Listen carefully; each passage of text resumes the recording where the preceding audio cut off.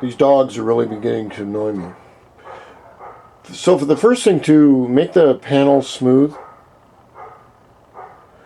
I like to use, I like to wet sand.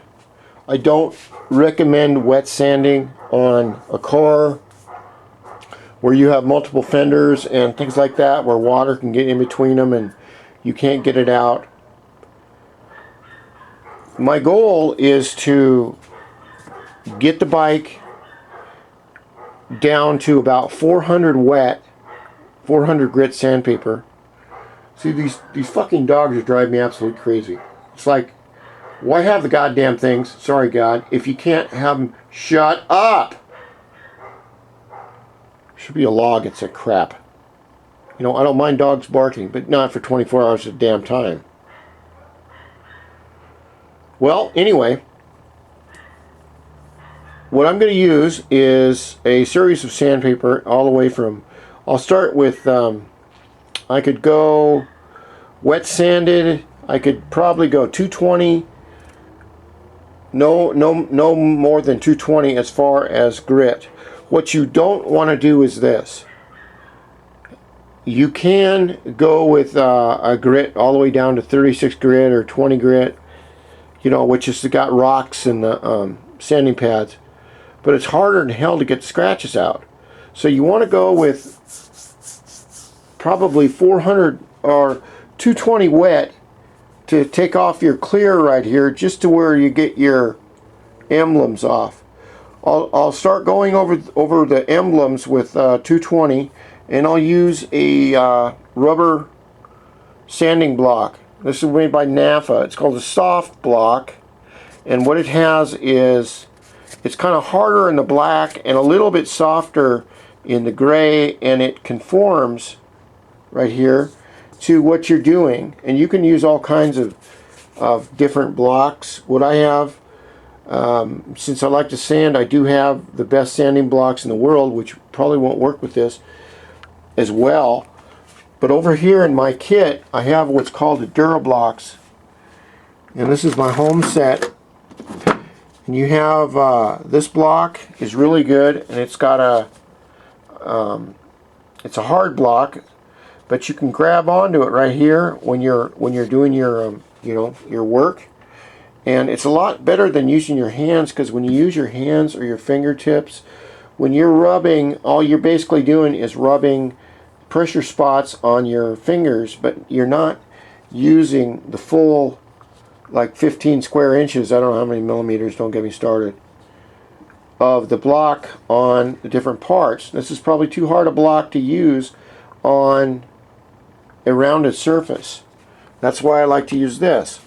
But we can go with, this is a DuraBlock. This is the regular pad right here, which is like the soft block, but it's a little bit thicker. Then we have the Blockbuster. This is called the Frankenstein Holy Terror block, and it has holes in one side. And the theory behind this is that you put the sandpaper on here, and when you go to rub, all those little edges will catch and take off more material. But this doesn't, as you can see, it doesn't bend that much. Okay, so you want something that'll bend.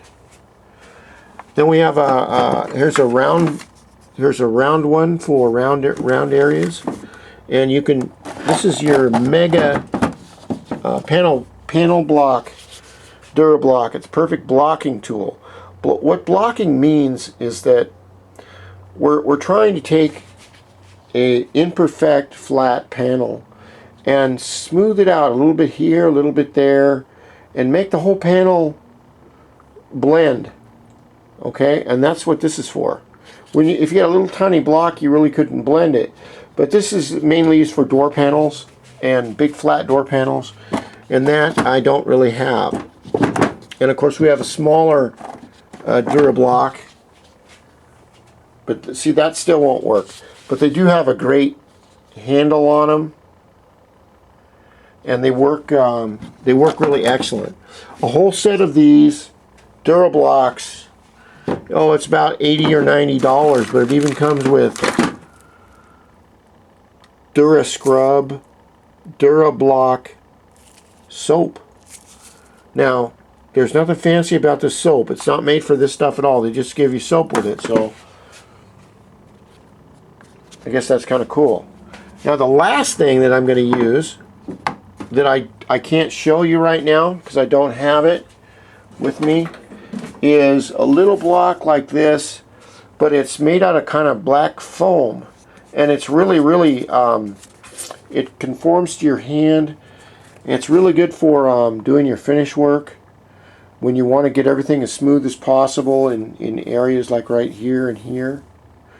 But we're going to take this all down, smooth it out, spray on the silver base coat. I'll show you how to do that. There's a big trick to it. This is, like I said, with the color right here. We're going to put on I don't know if you can see it in the light, but you can see little specks of silver in the, yeah, there you can see it. You have little specks of silver, and then what you have is kind of a transparent blue that goes over it.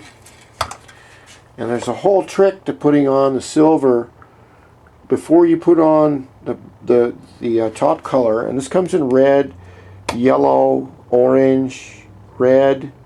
I said that red. Purple, which I thought was kind of cool when I was putting it on, but it came out a little too purple.